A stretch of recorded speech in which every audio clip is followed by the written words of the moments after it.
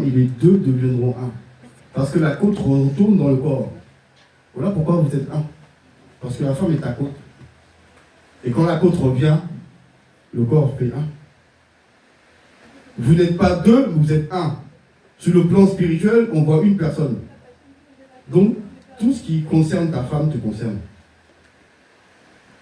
Tout ce qui concerne toi, te concerne ta femme. Parce que sur le plan spirituel, vous êtes liés. Si on attaque ta femme, on t'attaque toi. Ça, il ne faut pas l'oublier. Parce que vous êtes un. Si on tire sur un, c'est sur toi qu'on va tirer. Donc, vous êtes un dans le spirituel.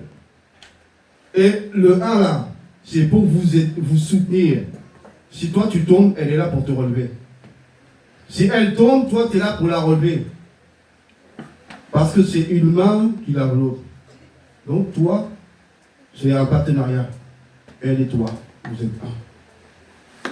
Donc quand vous vous levez dans la prière, pourquoi la parole de Dieu déclare que si deux s'accordent et demandent quelque chose à Dieu, Dieu va les donner. Quand Dieu parle des deux là, il parle d'abord de l'homme et de la femme. Avant de parler de deux frères, de deux sœurs qui s'accordent. Non, il parle de l'homme et de la femme. La prière de couple, là, c'est une prière très, très dangereuse dans le monde des ténèbres. Si tu n'es pas habitué à prier avec ton mari, tu n'es pas habitué à prier avec ta femme, sache que le diable, il vous tient. Devant lui, vous êtes faible. Il peut vous gifler et vous allez tomber. Mais un couple qui prie régulièrement ensemble, qui s'accordent, et les deux demandent à Dieu de marcher droit devant lui, Dieu va leur accorder ça. Et comme Dieu leur accorde, qui peut ébranler ça? Personne. Voilà pourquoi le diable, il préfère que toi, tu laisses ton mari prier de son côté, toi tu pries du tien. Ton mari doit prier de son côté. Sa relation avec Dieu, il doit l'avoir. Ta femme doit prier de son côté. Sa relation avec Dieu, elle doit l'avoir. Mais vous devez avoir un temps où tous les deux, en commun, vous priez ensemble.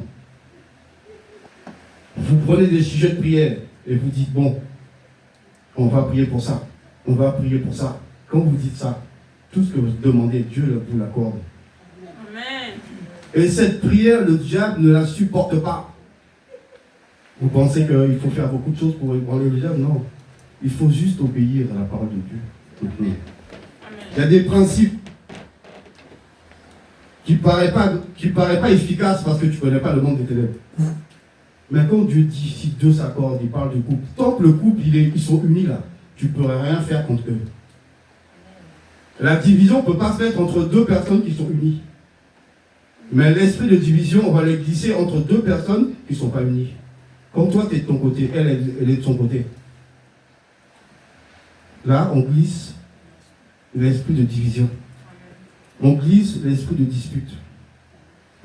On glisse l'esprit de calomnie. Ce qui fait que si elle dit quelque chose, ça va t'énerver. Puis elle aussi va se provoquer. Ou sans que tu parles, elle va se chauffer alors que il n'y a rien à faire. Tout ça, c'est parce que vous n'êtes pas unis. Quand il n'y a pas l'unité, il y a la division. Et le principe du diable, c'est diviser pour régner. Il ne peut pas régner dans l'unité. Si toi et elle, vous êtes forts, il ne peut pas. Tant que vous êtes ensemble, là, il ne peut rien faire. Toutes les prières que vous priez, là, ça monte direct devant le trône et Dieu, il agrée. Donc si tu ne priais plus avec ta femme, là, il faut reprendre. Parce que tu as laissé le diable détruire ton mariage. Parce que c'est comme ça qu'il détruit. Tu vois qu'il détruit le mariage comment? Petit à petit. On ne tire pas un gros missile. Comme un ciseau, tu coupes. Tu coupes petit à petit. Mais plus tu coupes, plus ce que tu coupes devient grand. Au début, c'est petit. Mais à force, tu vas les séparer. Et quand sur le plan spirituel, ils sont séparés, c'est fini. Pourquoi il y a beaucoup de divorces? Parce que les gens ne sont pas unis. Et ils n'écoutent pas la parole. L'unité.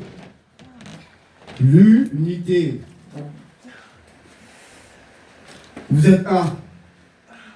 Mais dans le 1, il y a un bateau. Imagine-toi un bateau. Le bateau, c'est qui? C'est la femme. Le bateau, là, c'est la femme. Le capitaine sur le bateau, c'est l'homme. Mais le capitaine du bateau, il doit marcher avec ce qui est écrit ici, là, pour que le bateau soit bien dirigé. Parce que si le capitaine du bateau est quelqu'un du monde, il va te faire aller dans le feu qui s'éteint pas. Exemple. Là, on va passer pour ceux qui sont mariés avec des païens. Quand tu es une femme, tu es mariée à un païen, fais attention à ce que Dieu dit dans sa parole. Même si tu es marié avec un chrétien, fais attention à ce que Dieu dit aussi. Parce que c'est toujours Dieu qui commande. Le premier chef de l'homme, c'est Dieu. Le premier chef de la femme, c'est Dieu. Avant l'homme, l'homme est le chef de la femme, mais après Dieu. Donc tant que cet homme ne te dit pas le contraire de ce que Dieu dit, tu dois obéir. On n'a pas dit? On a dit quoi? Obéir. On va prendre le passage bientôt. Vous allez comprendre l'obéissance. La femme doit obéir à son mari. Pourquoi? La Bible dit, l'homme quittera son père et sa mère et s'attachera à sa femme. Sur le plan spirituel, le mariage c'est quoi? Le père de la fille vient, il fait la moitié du chemin avec sa fille. Il part d'ici. Il arrive ici. Et le protocole lui dit, hey, stop. La ligne, là, il ne faut pas dépasser. Ensuite, on dit à l'homme, viens. Et l'homme arrive et on dégage son père. Parce que toi, tu n'es plus son maître. Tu n'es plus son seigneur. Tu n'es plus celui qui commande. Et là, on met l'homme. Et son mari la prend jusqu'à l'autel. Et après, les deux se jurent fidélité devant l'autel. Ça veut dire que maintenant, elle est passée de l'autorité de son père à l'autorité de son mari. Est-ce que quelqu'un suit bien? Parce qu'il faut bien suivre, parce que la parole de Dieu, là, il faut bien la comprendre. Donc, tu passes de l'autorité d'un homme à l'autorité d'un autre homme. Et Dieu te dit que toi et cet autre homme, vous êtes un. Donc, si demain, ton père t'appelle et te dit viens, avant de partir, tu dois appeler ton mari pour demander l'autorisation à ton mari d'aller là-bas. Parce que c'est plus ton père qui commande, c'est ton mari qui commande. Est-ce que quelqu'un reçoit quelque chose? Amen. Non, bah, le Amen, il est faible. Il est faible, Seigneur. Alléluia. Gloire à Jésus. Amen. Parce que c'est Jésus la parole. Amen. Donc, quoi que tu veux faire dans la maison, si tu veux sortir, il faut prévenir ton mari. Mon mari, je vais faire les courses. Mon mari, je vais à tel endroit. Exemple. Ta mère est malade. Elle te dit, viens me visiter. Parce que je suis malade. Avant de partir, tu dois appeler ton qui? Mari. Ton chef, qui est ton mari. Est-ce que ma mère est malade? Est-ce que je peux aller la voir maintenant? Ton mari peut te dire non? Quand j'ai fini de travailler, on ira ensemble. Ou il peut te dire, va, je viendrai après. Mais tu dois toujours prendre de lui. Voilà le piège. Jézabel, elle enseigne que la femme est l'égale de l'homme. Mais dans la parole de Dieu, il n'y a pas d'égalité. La sirène t'a enseigné quelque chose. Aujourd'hui, il faut retirer tout ce que la sirène t'a enseigné de ta tête et prendre ce que le Saint-Esprit te donne. Parce que tu n'es plus sous l'autorité d'eux, mais tu passes sous l'autorité d'eux. Et qui a dit ça? C'est le même qui a écrit ça. Les lois et les ordonnances ne viennent pas de l'homme. L'homme ne s'est pas levé pour dire, moi, je prends l'autorité sur elle. C'est Dieu qui s'est levé lui-même qui a dit que toi, tu prends l'autorité sur elle. Est-ce que quelqu'un reçoit quelque chose? Amen. C'est pas l'homme qui a décidé. Donc quand tu t'opposes à lui, là, tu t'opposes à qui? À Dieu. Parce que c'est Dieu qui a dit. Tant que c'est pas lui qui a dit. Donc, tu vois comment on peut désobéir à Dieu sans se rendre compte? Tu penses que c'est à lui que tu as désobéi? Non, c'est à Dieu. Parce que c'est Dieu qui a dit. Lui, il répète ce que Dieu dit. Donc, on doit marcher comme Dieu nous demande de marcher. Dieu demande à l'homme d'aimer sa femme. Aimer sa femme comme lui-même. Donc, si tu aimes ta femme comme toi-même, elle a besoin d'argent pour acheter quelque chose, tu lui donnes. Un exemple aussi, où sur le plan spirituel, les femmes se font attraper. Tu veux faire les courses. Tu dis à ton mari, donne-moi 200 € pour ce que j'ai acheté. Lui, il prend, il te donne. Tu fais les courses. Les courses ont coûté 150 €. Il reste 50. Toi, tu prends les 50 et tu achètes ce que tu veux avec. Sache que devant Dieu, là, tu viens de voler ton mari. Est-ce que quelqu'un reçoit quelque chose? Amen. Là, on n'est pas dans la blague ni dans l'amusement. Là, je vous parle de la parole de Dieu et je vous parle du côté spirituel de la chose.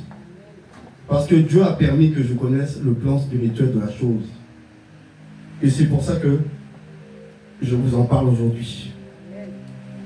Si il reste la monnaie, tu dis mon mari, il reste tant. Lui-même, il va te dire, garde ça. Comme si, lui, qu'est-ce qu'il va faire avec ça? Si ton mari t'aime, il ne va même pas te... Il va te dire, vas-y, garde, il va finir avec toi. Il ne va pas se dire, eh, non, donne. Non, il va laisser. Et à chaque fois que tu fais ça, il va toujours laisser. Parce qu'il t'aime, donc pourquoi il va demander? Il t'a donné. Toi, tu as dit 200, il a donné 200. Dans ta tête, c'est 200. Mais pour Dieu, là, les anges de Dieu, ils regardent. Et ils ont vu le ticket à 150. Ils ont dit, elle a acheté à manger, elle a acheté des choses derrière. Pour elle, elle a volé son mari. Donc, il y a un livre qui est écrit que toi, tu as volé ton mari. Est-ce que tu comprends? Quand tu demandes à ton mari quelque chose, s'il reste de l'argent, tu dis à ton mari, il reste ça. Si lui te dit garde, tu dis amen. Mais si toi, tu as dépensé sans lui dire, sache que les anges ont écrit que tu l'as volé. Et oui, c'est du vol. Sur le plan spirituel, tu ne sais pas, mais c'est du vol. Donc, le Seigneur a dit quoi tout à l'heure? Il nous prépare pour aller où? Au ciel. Donc, s'il te prépare pour aller au ciel, il y a des choses que tu fais que lui ne veut plus que tu fasses. Tu es une païenne. Tu es marié avec non, tu es un chrétien, tu es marié avec une païenne. Ou tu es une femme, tu es marié avec un païen. Ton mari te dit, parce que c'est lui qui est le chef, va faire les courses. Donc tu vas faire les courses. Il te donne 300 €, 400 €. Mais il te dit, n'oublie pas ma bouteille de whisky. N'oublie pas ma bouteille de whisky et ma bouteille de Ricard. Depuis que tu as mis les deux à côté, c'est bon. Le reste, là, tu peux manger, il n'y a pas de problème. Toi, tu es chrétienne. Ricard, c'est alcool. Whisky, c'est alcool. En tant que chrétienne, tu n'as pas le droit d'acheter de l'alcool à ton mari parce que Dieu ne permet plus que l'homme boive l'alcool. Dans l'Ancien Testament, on pouvait boire l'alcool. Tu pouvais boire l'alcool dans l'Ancien Testament, il n'y avait pas de problème. Dans le Nouveau, à cause du Saint-Esprit, là, il n'y a plus d'alcool. Donc, tu ne peux pas obéir à ça.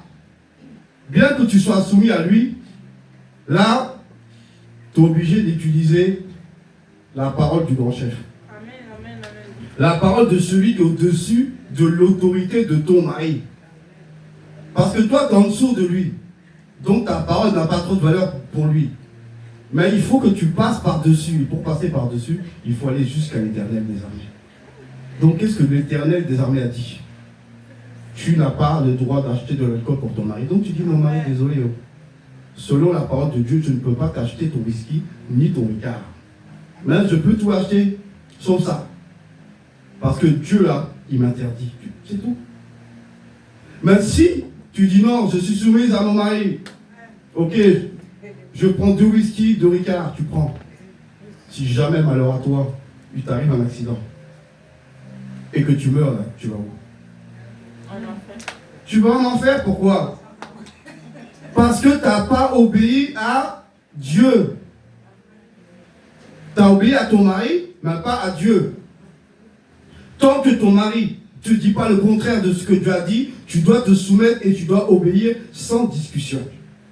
Mais le jour où ce même mari te dit quelque chose qui est contraire à la parole de Dieu, tu dois refuser énergiquement. Et avec toute la douceur que Dieu te donne, parce que tu ne peux pas crier sur lui. Dieu ne te permet pas de crier sur l'homme. De la même manière que nous, on ne peut pas crier sur Jésus, la femme ne peut pas crier sur son mari. Ton mari, ce n'est pas ton enfant. Donc tu ne peux pas crier sur lui. Dieu ne te permet pas ça. Il y a justement une prière que je fais. Parce que comme j'ai été visiter cette prison, moi, mon rêve, c'est que Dieu envoie certains hommes et beaucoup de femmes dans cette prison. C'est la prison réservée aux personnes mariées. Je ne parle pas de... C'est pas n'importe quelle prison. C'est pas la prison des alcooliques. C'est pas la prison de ceux qui fument des drogues. Non. C'est la prison de ceux qui sont mariés. Hommes et femmes. Sauf que la prison des hommes, il n'y a pas beaucoup d'hommes. Il n'y a pas beaucoup d'hommes dans la prison des hommes mariés. Il y en a très peu. Parce que la plupart des hommes, ils aiment leurs femmes. Ils n'ont pas ce problème. On dit que l'homme ne peut pas aimer, ça c'est quoi? C'est un mensonge encore. L'homme aime sa femme facilement. Mais le problème, c'est est-ce que la femme va se soumettre et obéir à son mari? Là, tout est le problème. Dans la prison des femmes, beaucoup de femmes sont là, Seigneur. Aie pitié. Accorde-moi 5 minutes pour demander pardon à mon mari. Je ne vais plus jamais crier sur lui. Je ne vais plus jamais lui manquer de respect. C'est là-bas qu'elles sont. Parce que Dieu, là, il a dit, il vient chercher une église sans tache, ni ride, ni raison semblable. Un péché, c'est un péché. Une femme qui hausse le ton sur son mari, elle vient crier sur Jésus. Dieu, là, il ne tolère pas ça. Tu ne peux pas mal parler à ton mari, c'est impossible. Si tu fais ça, là, toi, là, c'est que tu ne veux pas le ciel. C'est que le Dieu que tu dis que tu connais, là, tu ne le connais pas. C'est pour ça que moi, je prie pour que tout le monde connaisse Dieu dans sa vraie face. Sa face de lion, là. Pas sa face d'agneau où tu viens, tu fais comme tu veux. Non, sa face de lion. Où il te montre la prison où toutes ces femmes sont. Et que toi, tu vas là-bas et tu les entends pleurer. Pourquoi tu es là? J'ai mal parlé à mon mari. Je n'ai pas obéi. J'ai volé mon mari. Les femmes mariées sont plus nombreuses que les hommes mariés là-bas.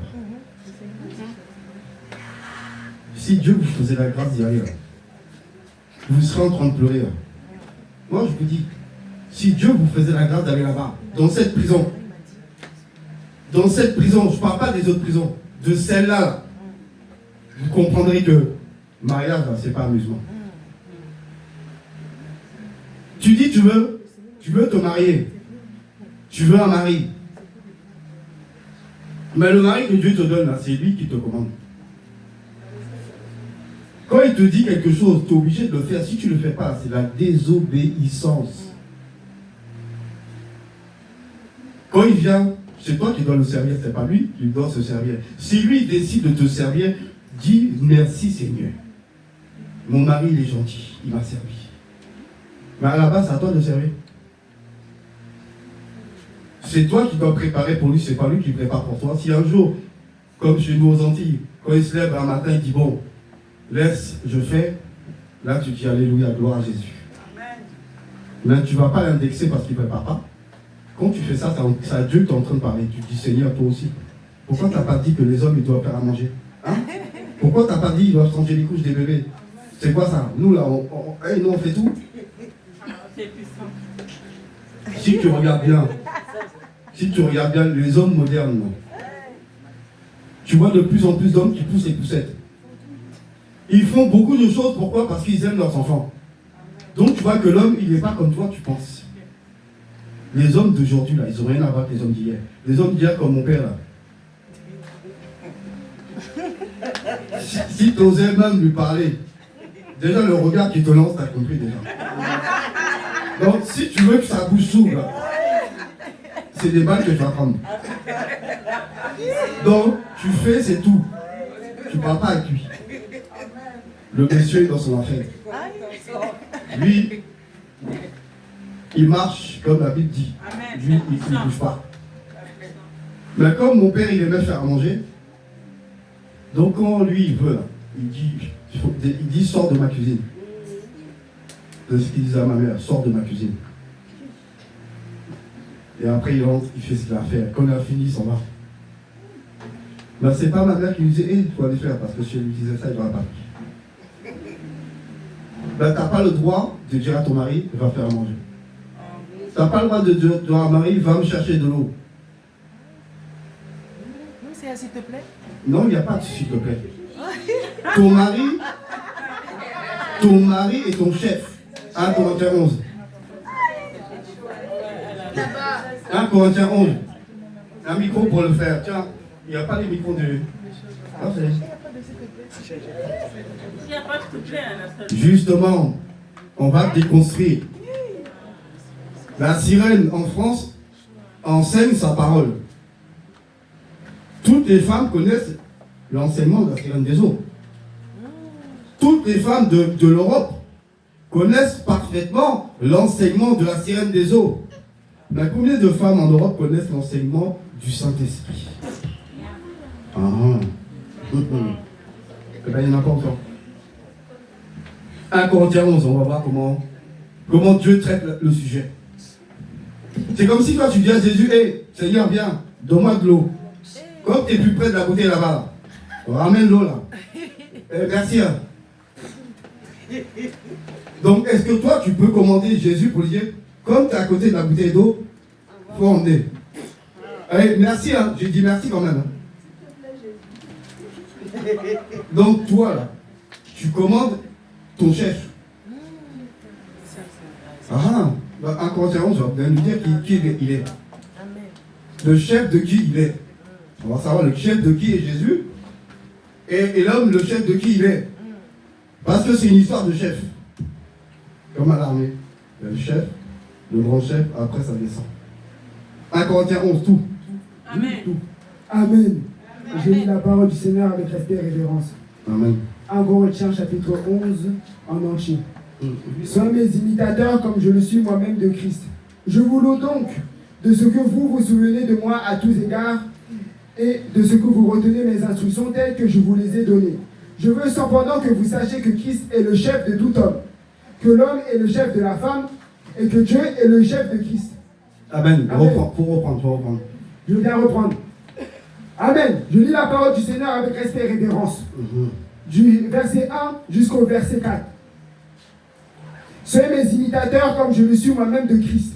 Je vous loue donc de ce que vous vous souvenez de moi à tous égards et de ce que vous retenez mes instructions telles que je vous les ai données. Je veux cependant que vous sachiez que Christ est le chef de tout homme, que l'homme est le chef de la femme et que Dieu est le chef de Christ. Amen. Amen. Amen. Donc, le chef de Jésus, là, c'est le Père. Et Jésus est le chef de tous les hommes, donc il est aussi le chef de toutes les femmes. C'est puissant. Il est le chef des hommes Et comme il est chef des hommes, il est forcément chef des femmes. Parce qu'il est chef de l'homme. Et l'homme est chef de la femme. Donc il est chef des chefs. Donc tout ce qui est en dessous de ses pieds, il est chef. Maintenant, il est chef de l'homme, il est chef de la femme. Mais après tu descends, il y a l'homme. Et l'homme est le chef de sa femme. Donc comment, toi, tu vas dire à ton patron au travail, tu as donné du travail, tu vas dans son bureau, toc toc.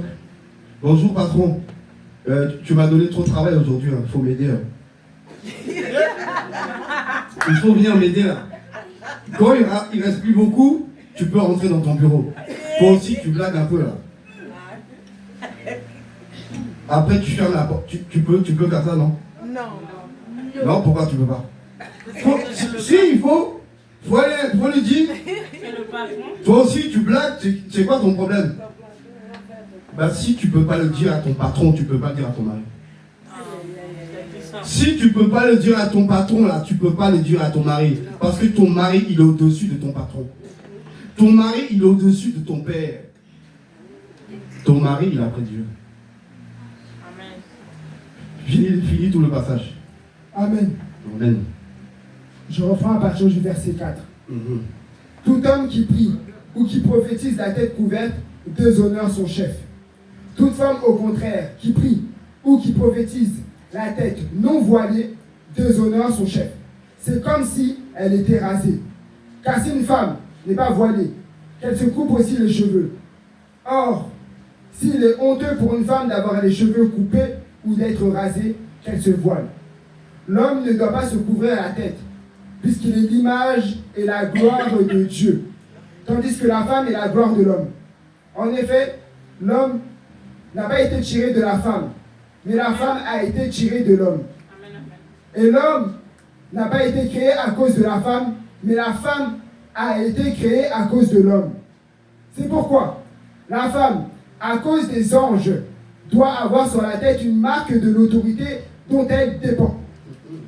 Toutefois, dans le Seigneur, la femme n'est point sans l'homme, ni l'homme sans la femme.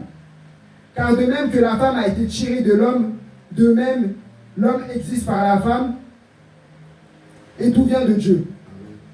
Jugez-en vous-même. Est-il convenable qu'une femme prie Dieu sans être voilée? La nature elle-même ne vous enseigne-t-elle pas que c'est une honte pour l'homme de porter de longs cheveux, mais que c'est une gloire pour la femme d'en porter, parce que la chevelure lui a été donnée comme voile. Si quelqu'un se plaît à contester, nous n'avons pas cette habitude, pas plus que les églises de Dieu. Amen, c'est Amen. bon. Amen. C'est puissant. Dieu a créé l'homme pour lui. C'est ce qui a été dit là, non? À moins que c'est moi qui ai vu. C'est moi qui ai inventé. C'est écrit dans votre livre aussi. Amen. Dieu a créé l'homme pour lui.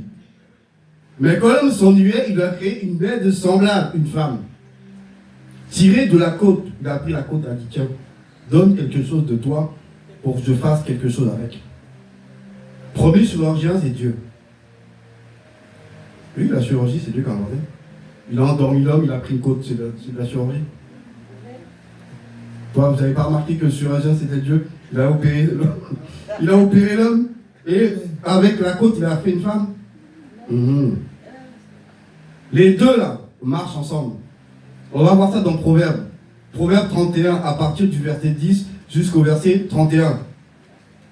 Le rôle. Proverbe 31.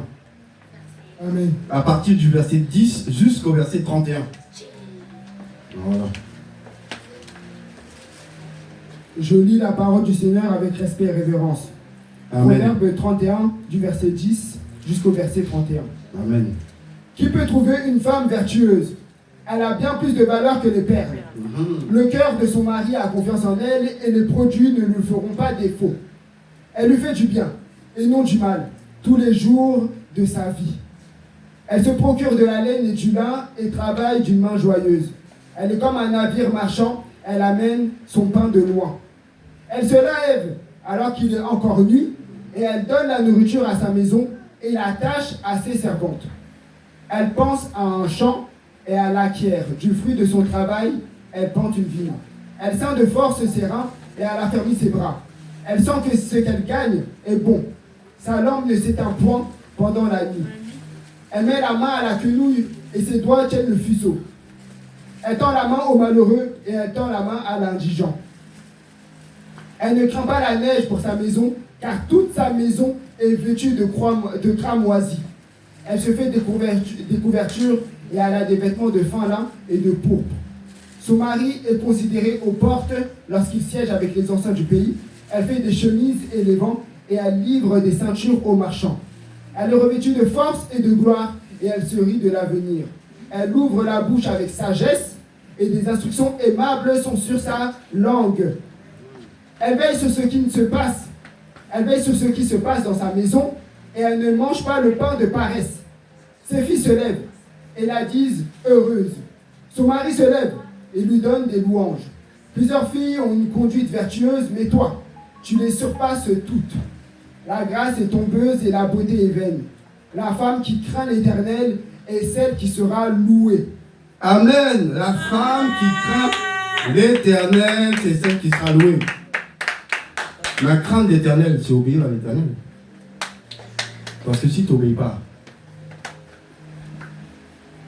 l'action vaut mieux que la parole. Si tu obéis à Dieu, tu attires ses grâces et ses bénédictions. C'est là que toi, tu plais à Dieu. Mais connaître sa parole et faire ce que tu veux derrière, ça ne peut pas t'emmener quelque part. Donc, cette femme qui craint Dieu, elle marche dans la paix, dans la joie. C'est une femme qui aide son mari. C'est une femme qui va conseiller son mari. Elle ne va pas lui imposer sa volonté. Elle va lui parler avec amour et avec douceur. Parce que si tu veux que l'homme t'écoute, il faut que tu sois doux avec lui. Parce que si tu commences à hausser le ton, lui-même, sa tête va chauffer. Et rien va rentrer dedans. Donc la femme, si elle veut que l'homme entende, il faut qu'elle lui parle avec amour et douceur. Et quand la femme parle avec amour et douceur, l'homme entend. Même s'il a tort et qu'elle a raison, il va lui donner raison. Mais si tu commences à hausser le ton pour lui dire non, toi aussi là, qu'est-ce qui t'arrive? Tes deux yeux sont pas en place. Tu commences à mal parler. Et pour avoir ta raison. Pourtant tu as raison. Tu as raison. Il a tort. Mais la manière n'est pas bonne. On ne crie pas sur le chef. On parle au chef avec douceur. On lui dit chef. Vraiment, c'est pas bon. Tu lui expliques ça avec tout l'amour que tu as. Et tu verras qu'à force, il va t'écouter. Même après, quand il va faire quelque chose, il va te demander est-ce que c'est bon. Même c'est lui-même qui va te demander. Parce qu'il sait que toi, tu sais analyser, mais tu sais aussi parler. Donc quand il va avoir un doute, il va te demander. Alors, on fait comment? Tu vois que là, il a changé. C'est plus le même homme que tu disais, tiens, il n'écoute pas. Il écoute. Mais il y a une manière qu'il faut lui parler. Il ne faut pas lui parler n'importe comment. Il faut lui parler avec l'amour et la douceur. Si tu as un enfant là, qui te parle mal, comment toi, parent, tu réagis? Il vient là, il te parle très mal. C'est toi-même, c'est ton enfant. Tu vas prendre la chicotte et tu vas le chicoter. C'est aussi simple que ça, non? Donc, si toi là, tu as envie de chicoter l'enfant, pourquoi tu viens mal parler à ton mari? Dis-lui, avec l'amour, mon chéri, mon amour, le chemin qu'on prend là, il n'est pas bon. Et quand tu dis ça avec l'amour, il va entendre. Le Seigneur lui-même va lui dire non, elle a raison. C'est un peu comme Abraham avec Sarah, qui est devenue Sarah. Quand Sarah voulait se débarrasser de la femme qui lui avait donné pour avoir le premier enfant, Agar, Abraham ne voulait pas. Pourquoi? Parce qu'il aimait son fils. Mais Dieu a parlé à Abraham, il dit écoute ta femme Sarah, ce qu'elle te dit, il faut faire. Il faut te débarrasser de celle-là. Donc, tu vois que quand tu as raison, et que tu parles avec amour, Dieu lui-même intervient pour dire à l'homme, elle a raison, il faut écouter. Et quand Dieu a dit ça à Abraham, ça piquait. Parce que Abraham aimait beaucoup son fils, qu'il a eu avec Agar. Il aimait beaucoup Ismaël. Donc ça lui a fait beaucoup de mal de se débarrasser d'Ismaël. Mais Dieu lui a dit, fais ce que ta femme a dit. Parce que les deux n'irriteront pas. C'est le petit là, Isaac, lui, il est bon. L'autre là, il n'est pas bon. Donc tu vois que quand tu as raison et que tu fais ça comme Dieu a demandé, Dieu va parler à l'homme. Il va entendre, il va se soumettre. Il n'a pas le choix. Parce qu'il sait que c'est Dieu qui parle. Et quand Dieu dit, Dieu ne se trompe jamais. Donc il va comprendre qu'il a une femme sage. Et à chaque fois, il va toujours te solliciter. Et la paix régnera entre vous. La paix doit régner. Que ton mari soit chrétien ou païen, tu dois être en paix avec lui. Mais tu ne dois pas accepter de faire des choses que Dieu ne veut pas que tu fasses. Parce que quand tu les fais, là, c'est en contradiction avec la parole de Dieu. Ce n'est pas un homme qui va te juger. Ce n'est pas moi. C'est Jésus-Christ qui va juger le monde avec ça. Il va te demander pourquoi tu n'as pas mis en pratique ce qu'il a dit. Il ne va pas te dire pourquoi ton mari t'a dit d'aller. Si ton mari te dit d'aller voler, on n'a plus beaucoup d'argent, il faut voler dans le magasin. Tu vas aller voler? Si ton mari te dit de faire quelque chose que Dieu n'a pas dit, là tu dois dire non. Parce que je ne peux pas le faire. Si je le fais, j'ai des problèmes avec Dieu. Donc je ne veux pas avoir des problèmes avec Dieu. Donc je refuse parce que Dieu ne veut pas. Tu ne refuses pas parce que tu ne veux pas. Tu refuses parce que Dieu, il ne veut pas. C'est ton maître qui ne veut pas. Donc tant que la femme respecte ça, elle est tranquille. Donc ne tombe pas dans le piège, mon mari a dit. Parce que si ton mari a dit et il n'est pas d'accord avec Dieu, c'est toujours Dieu qui l'emporte. Dieu a toujours raison. Dieu a toujours raison. Ton mari ou ta femme n'a pas toujours raison. Donc si ton mari te dit de pratiquer comme au début dans la modération, par exemple, le monde aime pratiquer la sodomie. Cette pratique sexuelle n'est pas bon devant Dieu. C'est les agents du diable qui pratiquent ça. Donc, même si toi, ton mari, c'est un païen, tu es chrétien, il te dit ça, tu dis non. Dieu, il a dit non. Donc, moi, je ne peux pas. Il y a la fellation, il y a plein de choses comme ça. Toutes ces choses-là, c'est interdit. Pourtant, la sirène des eaux, c'est ce qu'elle enseigne à toutes les femmes. La sirène des eaux, elle enseigne ça à tous les hommes. C'est ça le sexe. Donc, les gens, ils pratiquent ça, ils croient que c'est normal. Tu ramènes ça dans le couple. La Bible dit que le lit conjugal soit exempt de toute souillure. Tu as cru que tu vas emmener ta pornographie dans le lit conjugal. Tu invites la sirène. La sirène, là, si Dieu ouvre tes yeux spirituels, tu verras que la sirène, elle est dans le lit. Elle est à côté de vous. Elle couche avec vous.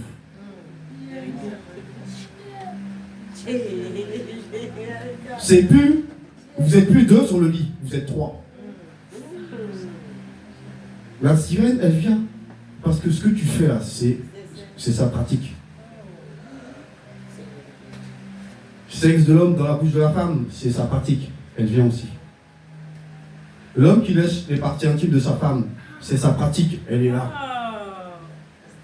Toutes ces choses que les femmes font, qui n'est pas de Dieu, le diable s'invite. Et attention, il y en a un qui écrit aussi. Toute pratique sexuelle que tu mets là, on écrit. Un démon, il écrit. Un ange, il écrit. L'ange prend son stylo, sa plume plutôt. Il a son livre, il écrit. Telle date, tel jour, telle position. T'as fait ci, ça c'est la sirène. Il va tout écrire. D'un autre côté, un démon fait pareil. Les deux. Un monte au ciel pour amener ça dans la bibliothèque de Dieu. L'autre, il descend pour emmener dans la bibliothèque du diable. Et au jour où toi, tu vas mourir, si c'est Jésus qui t'attrape, on va lui ramener le livre. Si c'est Lucifer lui-même qui t'attrape, les démons vont lui ramener l'autre livre. Mais dans les deux livres, c'est la même chose qui est écrit. Il n'y a pas autre chose dans le livre de Jésus et le livre pour Lucifer. La même chose est écrite dans les deux livres. Parce que là-bas, le spirituel est basé sur la parole de Dieu. Donc tout ce qui n'est pas de Dieu, tu pratiques, ils vont écrire, ils vont t'accuser. Autel d'accusation. Hein. Beaucoup d'autels partent contre toi, tu ne sais pas. Quand tu n'obéis pas à la parole de Dieu, il y a un autel d'accusation qui se place devant toi. Ils vont dire, oui, Seigneur, tu as dit, regarde, elle fait le contraire. Ils mettent un autel. Chaque fois que tu désobéis à la parole de Dieu, il y a un autel d'accusation contre toi. Et cet autel parle jour et nuit contre toi pour dire, regarde. Donc faites attention à ce que vous faites, à ce que vous comprenez. 1 Pierre 3. 1 Pierre 3, du verset 1 au verset 7. Amen. Amen. Je lis la parole du Seigneur avec respect et révérence. 1 Pierre 3, du verset 7. Non. 1 à 7. Du verset 1 au verset 7. Femme, que chacune soit de même soumise à son mari, afin que si quelqu'un n'obéisse point à la parole, il soit gagné sans parole par la conduite de leur femme. En voyant votre manière de vivre chaste et respectueuse, ayez non cette parure extérieure qui consiste dans les cheveux tressés, les ornements d'or ou les habits qu'on revêt, mais la parure intérieure est cachée dans le cœur, la pureté incorruptible d'un esprit doux et paisible, qui est d'un grand prix devant Dieu. Ainsi se paraient autrefois les saintes femmes qui espéraient en Dieu, soumises à leur mari, comme Sarah, qui obéissait à Abraham et l'appelait son Seigneur. C'est d'elle que vous êtes devenues les filles en faisant ce qui est bien, sans vous laisser troubler par aucune crainte. Marie, montrez à votre tour de la sagesse dans vos rapports avec votre femme. Comme avec un sexe plus faible, honorez-la, comme devant aussi hériter avec vous de la grâce de la vie. Qu'il en soit ainsi, afin que rien ne vienne faire obstacle à vos prières. Amen. Amen, amen. Surtout reprends la fin. Parce que la fin est importante que le début. Amen. Je reprends à partir du verset 5. Afin que rien... Afin que... À partir du 7. À partir du 7. Mm-hmm. Marie, montrez à votre tour Non, 7. Ouais, Marie, montrez à votre tour de la sagesse dans vos rapports avec votre femme. Comme avec un sexe plus faible, honorez-la, comme devant aussi hériter avec vous de la grâce de la vie. Qu'il en soit ainsi, afin que rien ne vienne faire obstacle à vos prières. Amen. Amen. Quand on parle de manière chaste, réservée, on a dit que la conduite de la femme soumise ou obéissante doit faire quoi? Doit évangéliser le voisin. Je ne sais pas si on se comprend. Amen. Il y a évangéliser. Bonjour mon frère, nous sommes Église armée de prière et de délivrance en Jésus-Christ. Viens Jésus, Jésus t'aime. Amen. Ça, tu as évangélisé. Mais la Bible ne parle pas de ce genre d'évangélisation, où tu viens avec le petit papier ou la Bible. Non, il parle de ton comportement. Ta manière d'être avec ton mari. Si on entend ta voix, c'est qu'il y a quelque chose qui ne va pas.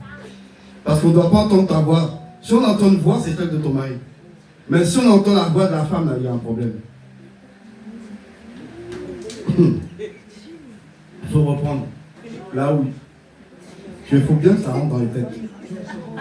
Non. Mm-hmm. Oui. Amen. 4 même. Je relis la parole du Seigneur avec respect et révérence. 4 à 6. 1 Pierre 3, du verset 4 au verset 6.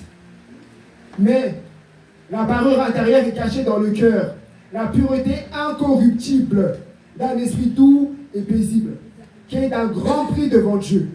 Ainsi se paraient autrefois les saintes femmes qui espéraient en Dieu, soumises à leur mari, comme Sarah, qui obéissait à Abraham et l'appelait son Seigneur.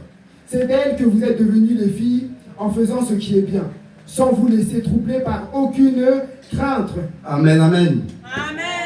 Le comportement de la femme doit évangéliser le voisin. comment tu veux que ton comportement évangélise le voisin? Le voisin, c'est un païen. Toi, tu dis que tu es chrétien, non? C'est ça? Tu as dit que tu es chrétien. Lui, il a enregistré que tu as dit que tu es chrétien.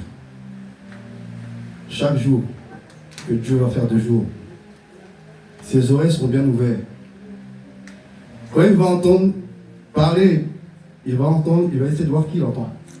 Si c'est le mari qui parle, qui donne des ordres à sa femme, ou si c'est la femme qui répond à son mari parce qu'elle n'est pas contente.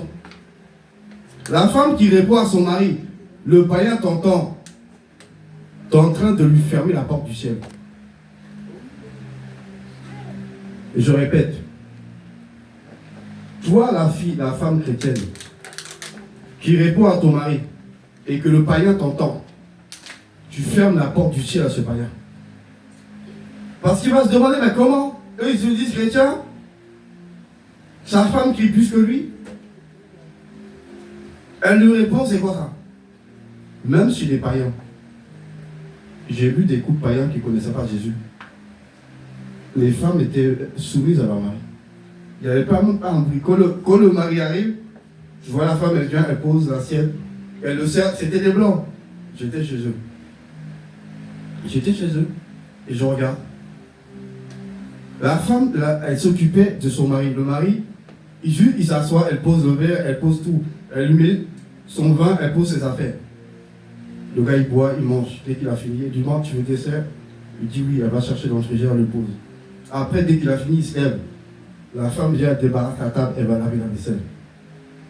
Et on est chez les païens.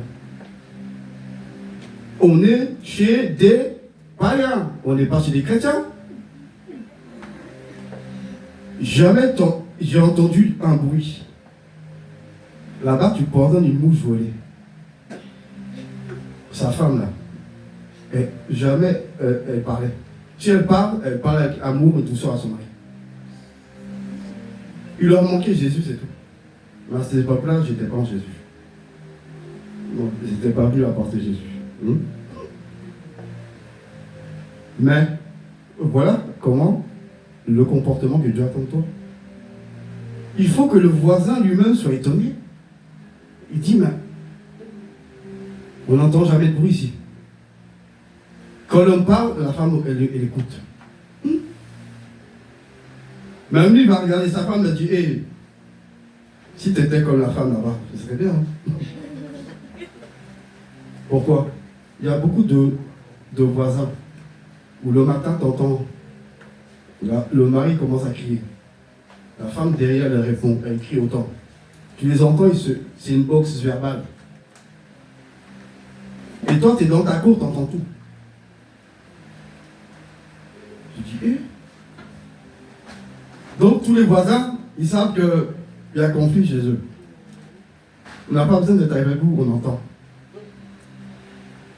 Essayez d'évangéliser quelqu'un. Le voisin va dire, ah, Jésus, c'est vous le matin, on vous entend. C'est ta femme qui crie là tous les matins? Non. Nous, on est bien comme ça. Regarde ton Jésus, nous, on ne veut pas. À cause de ton comportement, la personne va fermer la porte à Jésus. Alors que si tu étais resté à ta place, dans la douceur, tu pries, ton mari est mauvais, si tu as raison, demande à Dieu raison. Ton mari est mauvais, si c'est toi qui as raison, demande ta raison à Dieu, Dieu va te la donner.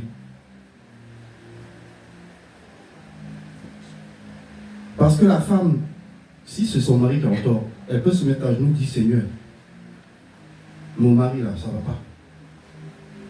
Mais comme la femme elle obéit à Dieu, Dieu va passer automatiquement, va parler à son mari.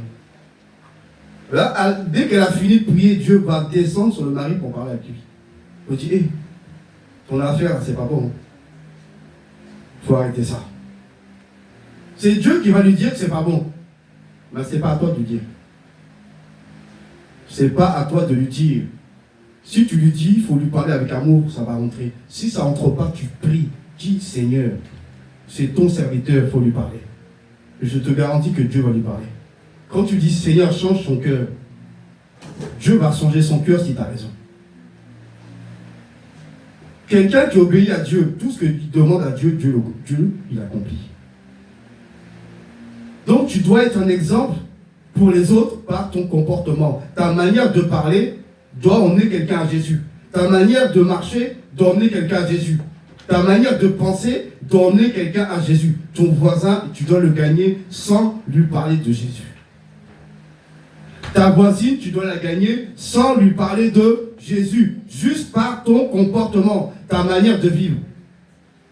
Quand ils vont te voir, ils vont dire, mais vous n'êtes pas comme nous. Hein. Chez vous, là, c'est calme. Vous êtes quoi de quelle confession religieuse? Non, on est chrétiens. Ah bon? Elle est où votre église? Parce que franchement, nous, on n'a jamais vu des chrétiens comme vous. Nous, on entend toujours du bruit, la femme qui tire sur le mari tire... Là, il n'y a rien chez vous, c'est calme. Oui, on vient. Elle est où l'église? Tu viens d'évangéliser ton voisin. Dieu a donné 2 manières d'évangéliser. Toi, tu connais que la première. Ton morceau de papier que tu donnes.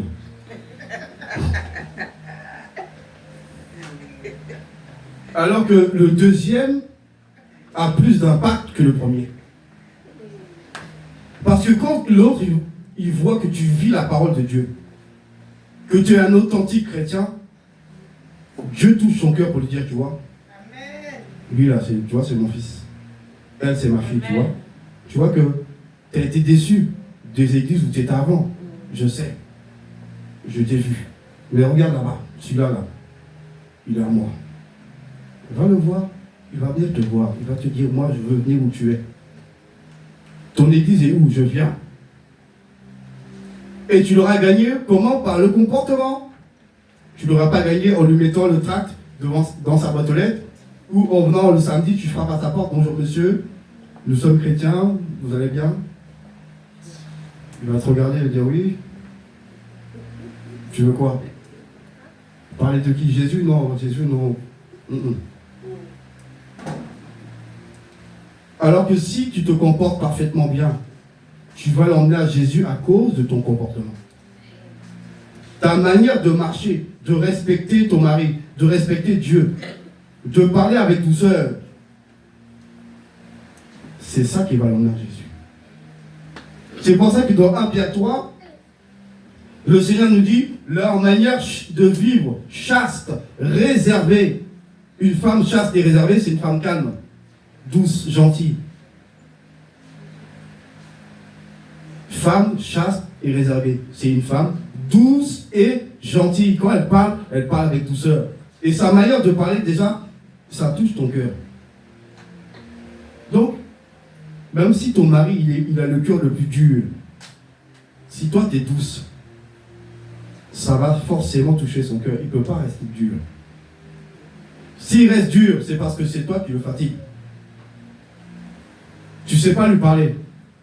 Quand tu lui parles mal, lui, il répond mal. Même si toi, tu es douce, même s'il a un cœur de pierre, Dieu va briser ce cœur de pierre et lui-même, il va venir devant toi. Tu vas voir qu'il a changé. Il a changé parce qu'il voit ta douceur. Ta douceur va le changer. Ce n'est pas l'agressivité qui change quelqu'un, c'est la douceur. C'est la douceur dans l'amour. C'est ça qui change quelqu'un. Donc, femme, tu as un grand rôle à jouer. Dans ton foyer et pour tes voisins. Hein? Dans ton foyer et pour tes voisins. Si ton voisin vient à Jésus, c'est toi que Dieu va bénir. Mais si c'est toi qui lui fermes la porte du ciel, ça va être problématique pour toi. Bon, je veux m'arrêter là. Amen. Il y en a un qui a réagi. Et Dieu le bénisse.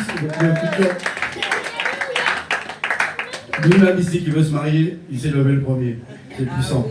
Donc, si la parole t'a touché, si la parole t'a parlé, tu vas te lever, tu vas acclamer ce Dieu. Ce Dieu qui a écrit ce qui est écrit ici. C'est pas le pasteur qui a écrit. Le pasteur n'a pas écrit la Bible.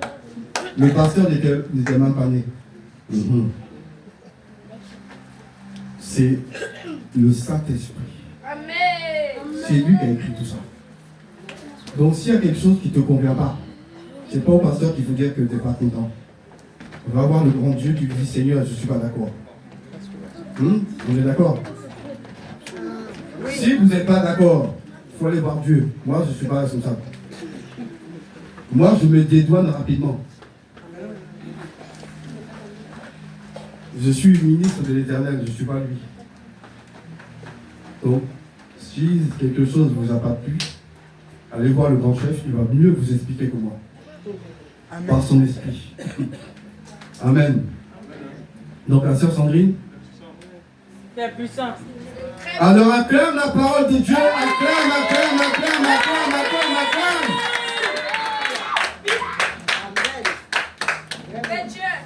Mets en pratique et tu verras, Dieu va se justifier. Dieu se justifie lorsqu'on obéit à sa parole. Dieu se glorifie dans l'obéissance à sa parole. C'est tout. Il n'y a pas une barrière qui peut résister à Dieu. Mais c'est la barrière de la désobéissance qui résiste à Dieu. Ah.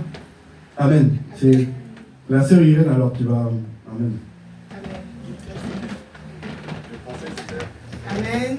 Amen. On acclame très fort le Seigneur Jésus. Alléluia. Amen. Bien-aimé, la Bible nous dit d'honorer l'Éternel avec nos biens aussi, ce qu'il nous a donné. Alléluia. C'est le moment d'offrir au Seigneur ce que nous avons apporté dans sa maison, afin qu'il n'y ait rien qui manque dans sa maison. Donc, je vous invite, alléluia, à offrir ce que vous avez apporté au Seigneur.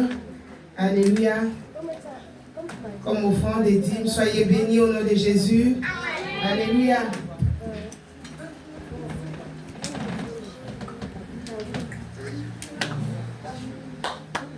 À tes pieds, ô divin roi, nous apportons nos raisons. À tes pieds, ô divin roi, nous apportons nos présents. Car tous nos biens sont à toi, à toi seul et en tout temps. Voici nos présents, bénis-les, ô Jésus. Reçois-les, ô Jésus, à tes pieds, ô divin roi, nous t'apportons nos présents. À tes pieds, ô divin roi, nous t'apportons nos présents. Car tous nos biens sont à toi, à toi seul et en tout temps. Voici nos présents. Bénis-les,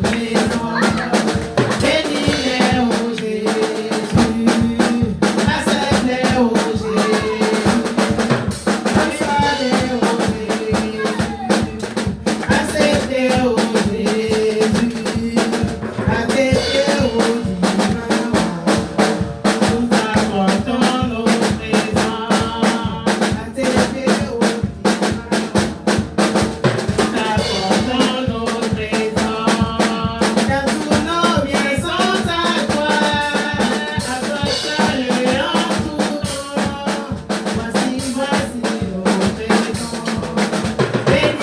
Bénis-les, ô Jésus, reçois-les, ô Jésus, accepte-les, ô Jésus, reçois-les, ô Jésus. Gloire à Dieu. Alléluia. Alléluia. Amen. Amen. Soyez bénis, peuple de Dieu. Nous prions, alléluia, pour recommander les offrandes entre les mains du Seigneur. Père de bonté, Père éternel, nous te bénissons, roi de gloire, toi qui permets toutes choses. Tu nous as bénis, éternel Dieu. Seigneur, nous te sommes infiniment reconnaissants à travers ces offrandes. Seigneur, c'est insignifiant, mais Seigneur, tu as permis cela, que toute la gloire de notre te revienne. Merveilleux roi, digne es-tu, Seigneur. Père éternel, tu as dit, apportez dans la maison des trésors, vos dîmes et vos offrandes. Alléluia. Seigneur, tu nous demandes de te mettre à l'épreuve et nous verrons ta fidélité, Seigneur. C'est toi qui menaces les dévoreurs. Je te prie, Seigneur, à travers ces gestes de menacer l'ennemi, l'Éternel qui vient dévorer les finances de tes enfants au nom puissant de Jésus-Christ. Seigneur, toute main noire de l'ennemi soit foudroyée maintenant au nom de Jésus. Je chasse loin tout esprit de sécheresse, la mort dans la vie, Seigneur, dans tous les domaines de la vie de tes enfants. Seigneur, je les chasse au nom de Jésus-Christ de Nazareth. Oh, je proclame maintenant la victoire de la croix dans tous les domaines de la vie de tes enfants. Je proclame la résurrection et la vie au nom puissant de Jésus. Je viens s'aimer ces offrandes, Seigneur, dans ton sang précieux. Gloire à toi, honneur à toi, Père, au nom de Jésus-Christ. Amen. Amen. Soyez bénis, peuple de Dieu. Alléluia. Nous continuons. Avec le passe. Alléluia. Nous avons aussi, nous donnons chaque semaine, alléluia, nous avons le FAS qui signifie Fonds d'aide à la construction des églises. Alléluia. Donc, c'est chaque semaine que nous donnons une contribution à hauteur de 2 euros. Voilà. Maintenant, ceux qui peuvent donner les 4 semaines en totalité peuvent le faire, mettre dans l'enveloppe directement. Alléluia. Et voilà, maintenant, ça sera envoyé à la base pour la distribution, pour la construction des églises. Donc c'est le fonds d'aide à la construction des églises. Alléluia. Les églises APD partout dans le monde entier. Le Seigneur, par sa grâce, alléluia, il finira par nous accorder une salle à nous-mêmes. Comme ça, on aura la liberté de le louer, de l'adorer comme il faut. Alléluia. Amen. Bien-aimés, je vous encourage à emmener en tout cas ce que vous avez résolu dans vos cœurs pour glorifier le Seigneur. Alléluia. Amen. Amen, amen. Amen. Alléluia. Amen.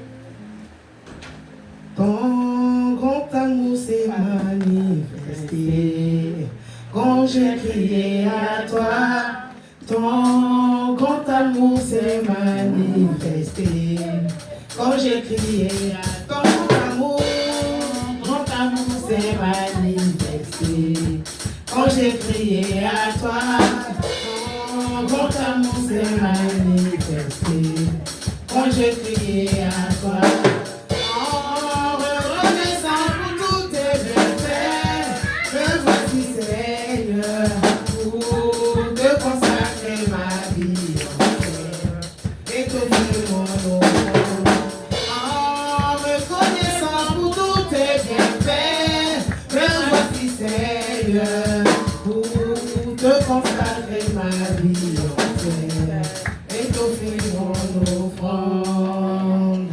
Alléluia. Soyez bénis, peuple de Dieu. Alléluia. La main qui donne et celle qui reçoit. Vraiment, je bénis le Seigneur pour vos vies. Nous allons confier ce don entre les mains du Seigneur. Béni sois-tu, Père de gloire, Père de bonté. Toi qui nous bénis de toutes sortes de bénédictions. Que toute la gloire et l'honneur te revienne, Seigneur. Je viens sanctifier par ton sang, Seigneur, mon Dieu, ces offrandes. Seigneur, je prie que, éternel, mon Dieu, cela accomplisse l'œuvre dont tu as résolu. Au nom de Jésus, que ton nom soit élevé. Souviens-toi de tes enfants éternels. La Bible dit, ceux qui s'aiment avec larmes moissonneront avec chant d'allégresse. Je prie que, Seigneur, tu remplisses la vie de tes enfants d'allégresse. Au nom de Jésus. Béni sois-tu, éternel des armées. Que ton sang, Seigneur, puisse purifier ces offrandes. Amen. Amen. Amen. Soyez bénis.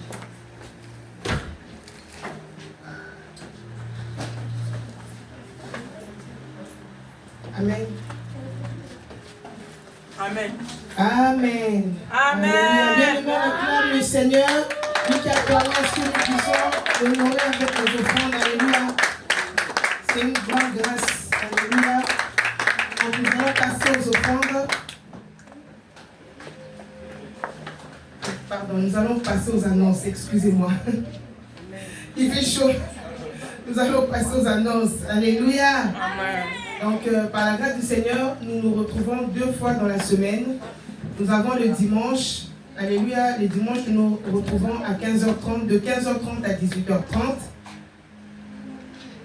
Amen. Amen. Et les jeudis, nous nous retrouvons de 18h30 à 20h30 pour la tempête de prière. La tempête de prière. Donc, on peut un jeudi faire la tempête, prière à fond, alléluia, avec disposition de cœur. Un autre jeudi, tel que le Saint-Esprit va conduire, on pourra un temps de prière et un temps d'enseignement. Alléluia, parce que la Bible nous dit, l'homme ne vivra pas de pain seulement, mais de toute parole qui sort de la bouche de l'Éternel. Donc on a besoin d'avoir la connaissance pour sortir de l'ignorance. Alléluia. Nous bénissons le Seigneur pour l'enseignement d'aujourd'hui. Vraiment, ça fait du bien, ça délivre. Alléluia. Ça délivre, ça sort de l'ignorance. Alléluia. Le Seigneur aime les femmes. Amen. Très puissant. L'enseignement s'attache à nous. Alléluia. Amen. Et nous avons, tous les samedis, nous avons évangélisation. Nous allons parler du Seigneur au monde entier. Alléluia. Tel que le pasteur l'a dit, évangélisation, c'est vrai, il y a donné des tracts, mais il y a aussi nos caractères, nos comportements qui comptent plus. Le Seigneur insiste sur ça, donc vraiment tenons compte de cela. Alléluia. Donc pour les samedis, nous avons évangélisation à partir de 16h, 17h. Donc ça dépendra du lieu que le pasteur va fixer. Et au cas où il y a changement d'heure, le pasteur n'hésitera pas à donner l'annonce dans le groupe WhatsApp. Donc chaque samedi, nous avons évangélisation de 16h à 17h. Alléluia. Donc le Seigneur, par sa grâce, va nous permettre de nous retrouver aussi au mois d'octobre de cette année pour le séminaire qui va se dérouler à Toulouse. Alléluia. La Bible dit, voici, oh, qu'il est agréable et doux aux frères de demeurer ensemble. Il y a plusieurs APD. Donc le Seigneur, par sa grâce, permet que nous puissions nous réunir au mois d'octobre. Alléluia. C'est vraiment très important pour renouer encore les liens d'amour, les liens fraternels, s'aimer de tout cœur. Alléluia. Donc vraiment, on bénit le Seigneur pour la grâce encore qu'il nous accorde. Ça sera du 21 octobre au 25 octobre 2027. Donc vraiment... 26. Excusez-moi, il fait encore chaud. Du 21 octobre au 25 octobre 2026. Alléluia, à Toulouse. Donc vraiment, nous avons le temps on peut commencer déjà à se préparer dès maintenant pour les billets, pour tout ce qu'il faut. Alléluia. Tout ça pour la gloire du Seigneur. Bien-aimé, ce n'est pas pour l'homme, mais c'est pour le Seigneur. Il permet que nous puissions être ensemble. Alléluia. Lorsqu'on est réunis en amour fraternel, le Seigneur ouvre le ciel et descend la bénédiction. C'est ce qu'il veut. Il nous a appelés à être en paix. Alléluia. À nous aimer énormément, à nous aimer dans la vérité, à être en paix. Alléluia. Donc nous allons nous retrouver pour les séminaires du 21 au 25 octobre 2026 à Toulouse. Donc pour plus de précision, n'hésitez pas à vous approcher du pasteur Jigaï ou de la prophétesse Chérubin. Alléluia.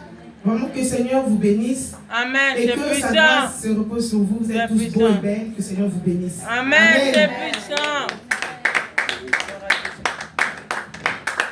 Amen, amen. Jeudi, suite et fin. On n'est même pas à la moitié. Vous n'avez même pas entendu la moitié. Donc la suite et la fin de l'enseignement, ce sera pour jeudi. Mais je vous encourage à lire 1 Corinthiens 7. Lisez bien 1 Corinthiens 7, vous allez comprendre quelque chose. Le corps de la femme ne lui appartient pas, mais c'est à son mari. Le corps de Marie ne lui appartient pas, c'est à sa femme. La seule fois où la femme a le droit de dire non à son mari, c'est quand elle a ses règles. C'est le seul jour qu'elle peut dire non. Les fausses excuses là pour non, je ne veux pas là. Si Jésus descend là, toi tu ne vas nulle part. C'est ton mari qui commande ton corps. Et c'est toi qui commandes le corps de ton mari. Donc il faut parler, il faut vous arranger. Mais tu ne peux pas dire non parce que tu es fâché. Si tu dis non parce que tu es fâché, là, c'est avec Dieu tu vas avoir des problèmes. Trompette sonne, là, tu ne vas jamais monter. Parce que tu as désobéi. Tant que ce n'est pas monstrueux, là, il ne faut pas dire non. Donc, lisez bien Corinthiens 7. Non, on va tous se lever. Amen. Dans la présence de l'Éternel des armées. et de ses anges et de son esprit, son Saint-Esprit qui nous accorde. Donc je vous encourage, pour ceux qui ne seront pas là jeudi, sur le APD pas Goussainville, Alfortville, il y aura l'enseignement dessus.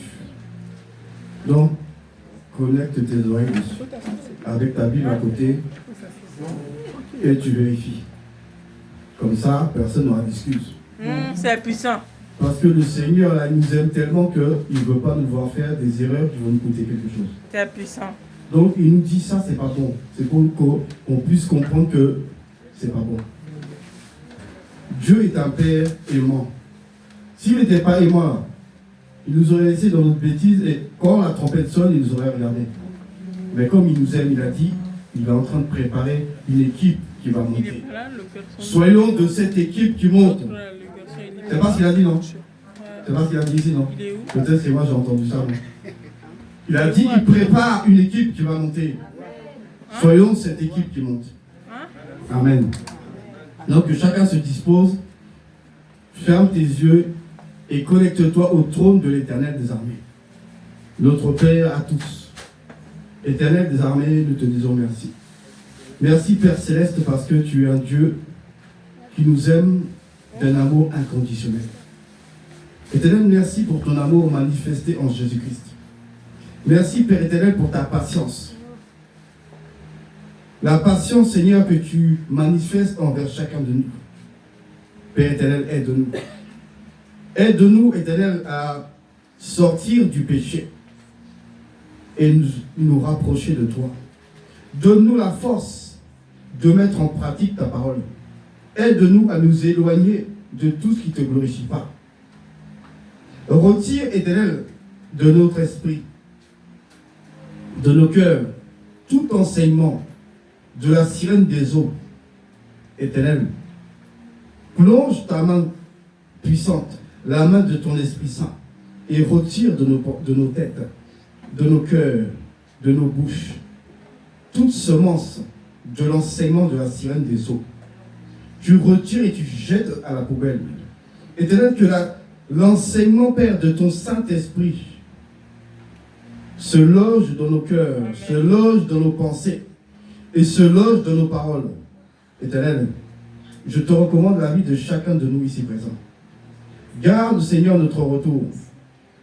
Garde notre semaine, lundi, mardi, mercredi, jeudi, vendredi, samedi et dimanche où nous allons revenir ici. Éternel, que tout ce que l'ennemi a planifié contre nos vies, contre la vie de nos femmes, contre la vie de nos maris, contre la vie de nos enfants, contre la vie de nos familles, que tous ces pièges soient foudroyés, soient brisés, soient détruits au nom puissant de Jésus-Christ.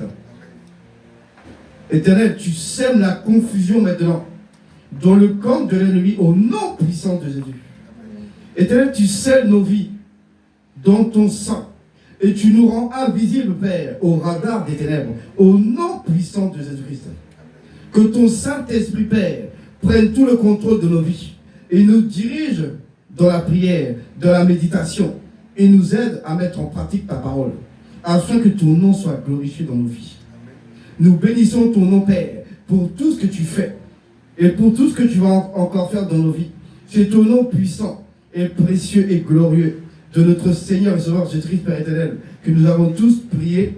Amen, amen, amen. Soyez tous bénis et saluez les frères et les sœurs en Christ au nom de Jésus. Amen.